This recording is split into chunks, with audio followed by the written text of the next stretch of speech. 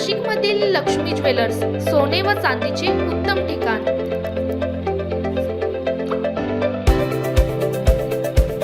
ताज्या बातम्या बघण्यासाठी स्टार लोकशक्ती न्यूज चॅनलला सबस्क्राइब करा आणि बेल आयकॉनला प्रेस करा। कामाला लावलं लोकांना, कशा करता कामाला लावलं, चिन्ह पोहोचवण्याकरता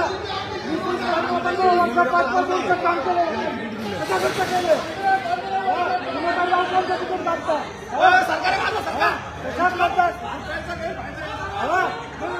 फायदा घेतलाय म्हणून कमी सगळं केलं त्याला।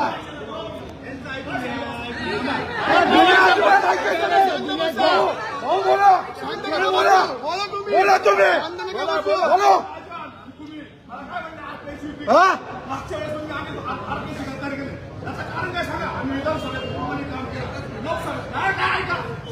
हो येण्यात काढलं सगळ्यांना।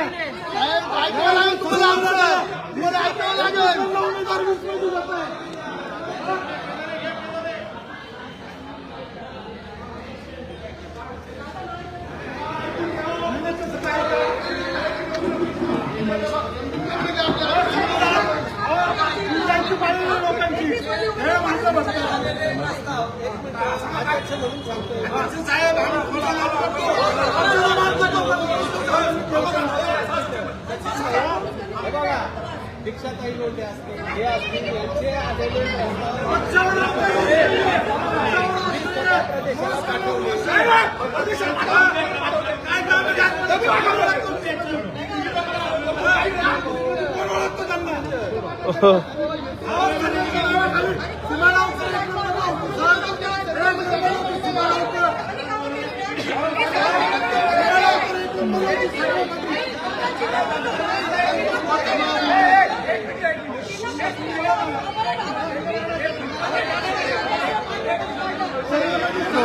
चार 500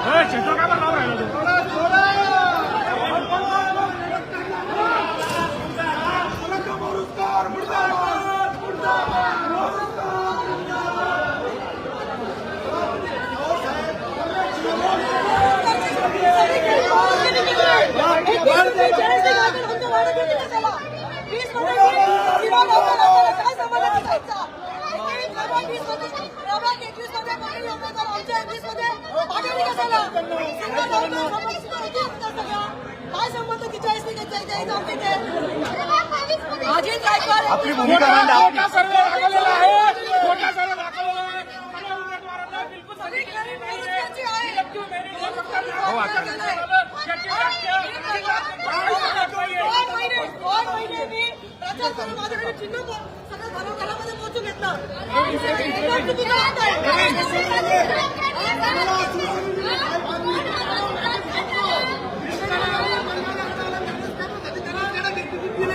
एक एकानी भूमिका मांडा, एक एकानी भूमिका मांडा।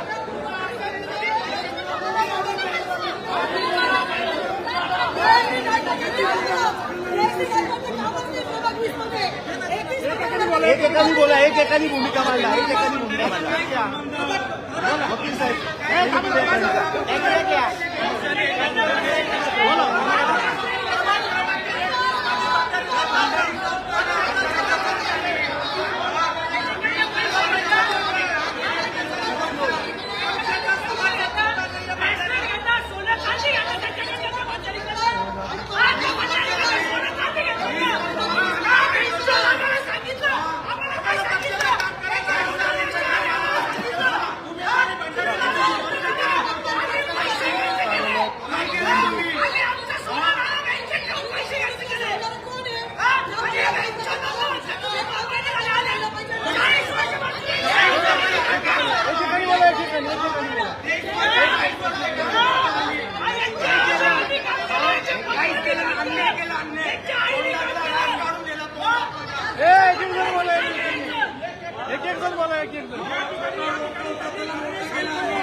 संदीप पवार, माजी आमदार असतील, माजी नगरसेवक असतील, कोर कमिटीचे मेंबर असतील, यांना यांच्या घरामध्ये तिकीट दिलेली आहे. त्यांनी निष्ठावंत कार्यकर्त्यांना राज्य मांडलेलं आहे. सगळं विकलं.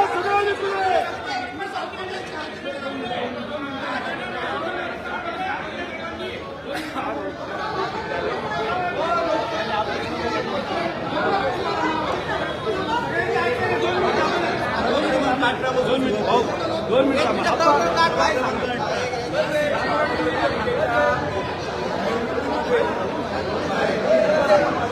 सेक्टरमध्ये गणेश गडाख हे उमेदवार चिंतन आढाव आणि प्रसन्न द्विवेदी मंगला आढाव यांना निश्चित करण्यासाठी दिलेला उमेदवार आहे. गणेश गडाख हा कधी बीजेपीमध्ये नव्हता, काहीच कार्य बीजेपीमध्ये नाही.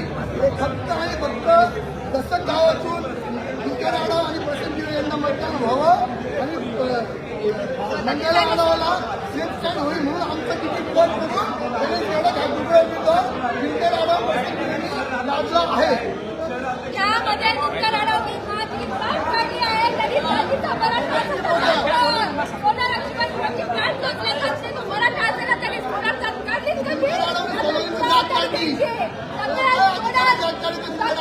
सोडा समाजाला विनंती माझी या उत्तर अडव पाडल्याशिवाय राहायचं आणि तरी माझी जात म्हणजे आमच्या सोडा समाजाची जात काढली आहे. हो काका माहिती ना इकडं हे काय घेऊन राहिलं ना इकडं शांततेत. प्रभाग क्रमांक 22 मध्ये सुनीताताई कुटुंबेला तिकीट दिलं ते कोणत्या बेसला दिलं हे मला विचारायचंय. नैनाताई गोलपला तिकीट दिलं ते कोणत्या बेसला दिलेलं आहे. आम्ही पक्षाचे कार्यकर्ते नाही का? आम्ही लहानपणापासून पक्षाचं काम करतो. तिथं जुन्या राष्ट्रामध्ये पूर्ण मुस्लिम एरिया आहेत, तिथून आम्ही बीजेपीचं काम चालू केलेले. मग आमच्या तिकीटाला आमच्या तोंडातला घास काढून यांना कोणत्या बेसला दिलं. मग मी काल बाबा गोलपला भेटली, त्यांनी मला सांगितलं की त्यांचं नाव सर्वेमध्ये आलं. जर ते पक्षातच नाहीये तर मग त्यांचं नाव सर्वेमध्ये येतं कसं? त्यांचं पक्ष प्रवेशच नाही, हे त्यांचं ऑफिस आहे. ऑफिसमध्ये बीजेपीचं नाव सांगता. बीजेपीचं त्यांच्या इथं कुठं आहे का बीजेपीचं दिसतं का? त्यांनी मला क्लिअरली सांगितलं नाही. माझ्या मुलीसाठी मी केलं. काय संबंध मुलीसाठी करायचा? आम्ही पक्षाचे कार्यकर्ते नाही का? आमचा जीव बळवत नाही का? पूर्ण व्हिडिओ आहे त्यांचा बोलण्याचा, पूर्ण व्हिडिओ.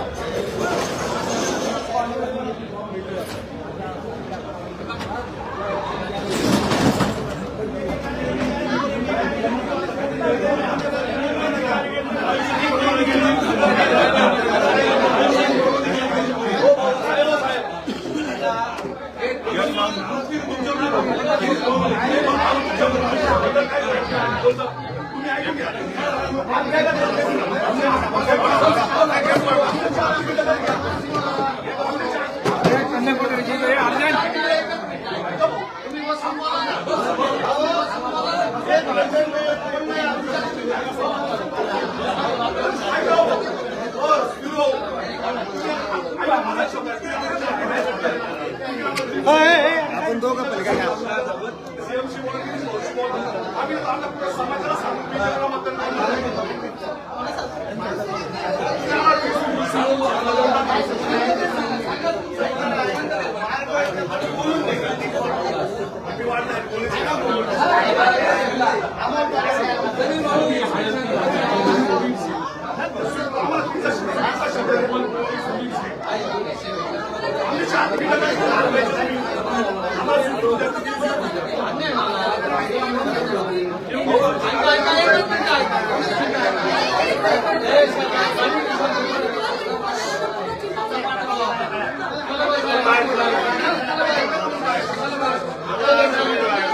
काय झालं?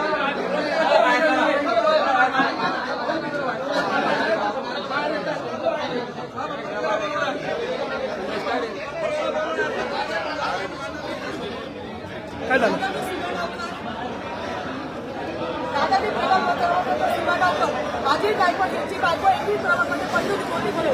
तिचं काही काम नसताना ती प्रभाग 20 मध्ये तिला तिकीट का दिलं तुम्ही? म्हणजे चुकीचं आहे. आणि याला सगळ्यात हातपाडी घालून फक्त एकमेव व्यक्ती आहे संभाजी मोरुजकर. डेली उलट म्हणते माझं त्यांनी 2 महिने माझ्याकडे काम करून चिंता सगळ्या घराघरात पोहोचवलं. मी 2 महिन्यामध्ये पूर्ण नाशिक रोडमध्ये एकमेव सीमा डावकर होती की भाजपाचं तिकीट पोहोचवणारी बाई. मग का बरं त्यांनी मला डावललं? तिकीट विकले. अजित गायकवाड जयश्री गायकवाडचं काही कामच नाही. लोक म्हणताय नवीन चेहरा आणि मोरुजकरला आम्ही तिथे मतदान करणार नाही म्हणून मी अपक्ष फॉर्म भरते.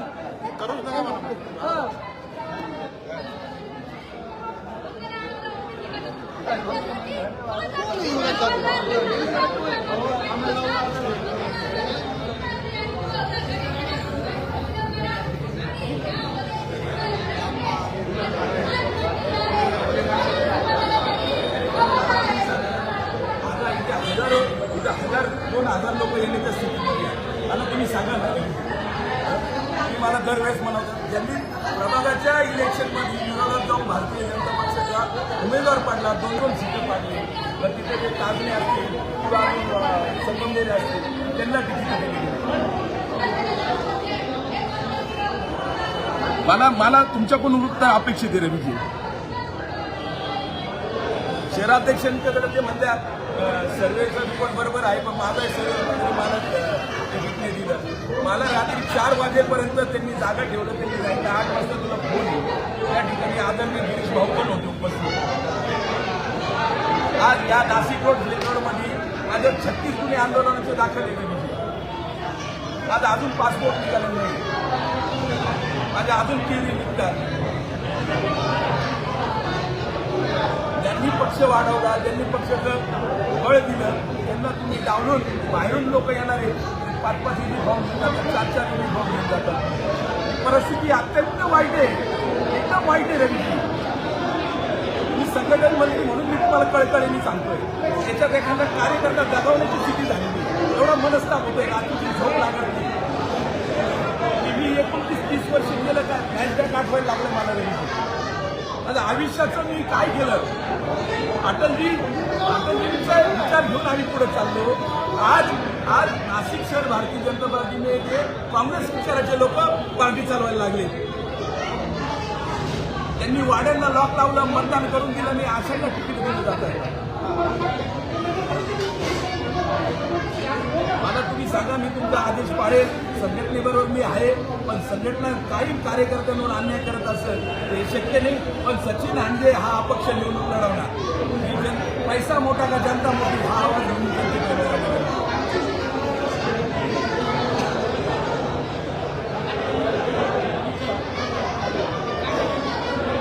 सांगा रवी, मला तुम्ही बोललं पाहिजे.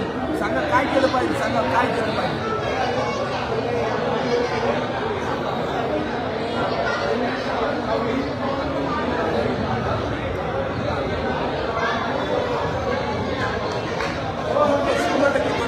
आज अजूनही प्रेम आहे. बजरंगबलीसारखी छाती पाडली तर खोक्यात कमळ निघल माझ्या.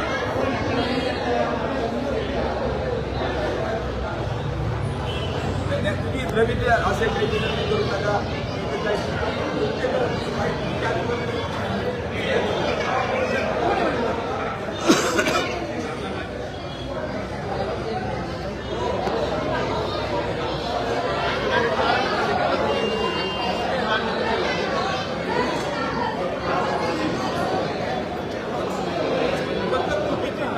काय झालं, काय झालं मध्ये, काय झालं? रिपब्लिक बोल बोल बोल बोला. हा भाऊ चला. रिपब्लिकन पार्टी ऑफ इंडियाचे व भाजपाचे जे नाराज इच्छुक आहेत त्यांची उमेदवारी कापली. रिपब्लिकन पक्षाच्या रिपब्लिकन पक्षाला शब्द देऊनही एकही जागा नाशिकमध्ये देण्यात आली नाही. रिपब्लिकन पक्षाने विधानसभेत लोकसभेत प्रामाणिक काम केलं होतं व त्या भाजपच्या मित्र पक्षाचे उमेदवार निवडून आणण्यात त्या रिपब्लिकन पक्षाचा खारीचा वाटा होता. पण आता रिपब्लिकन पक्षातील कार्यकर्त्यांनी जाब विचारण्यासाठी भाजपा कार्यालयात आलं असताना त्यांनी आमच्याकडून चुकी झाली, 13 वर्ष आम्ही तुम्हाला उपस्थित ठेवलं, हे कबूल केलं आहे व 2 स्वीकृत देण्याचा शब्द त्यांचे शहराध्यक्ष सुनीलजी केदार यांनी आम्हाला दिलाय. जर सुनील केदार यांनी आता दिलेला शब्द पाळला नाही तर भविष्यात त्याचे वाईट परिणाम भाजपाला भोगावे लागतील. जय भीम, जय बुद्ध, जय महाराष्ट्र.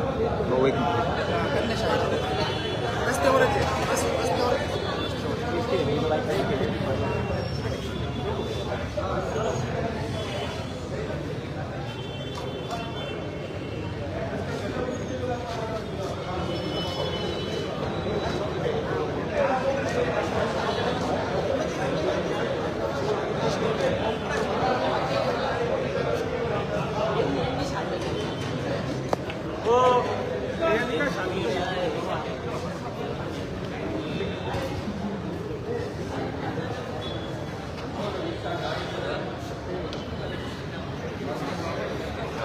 साहेब आहे मध्ये हे साहेब आहे. ओय, थांब रे ओय. दादा सत्रातून होऊन जाईल त्यांची चर्चा एकदमच सगळ्यांना बाहेर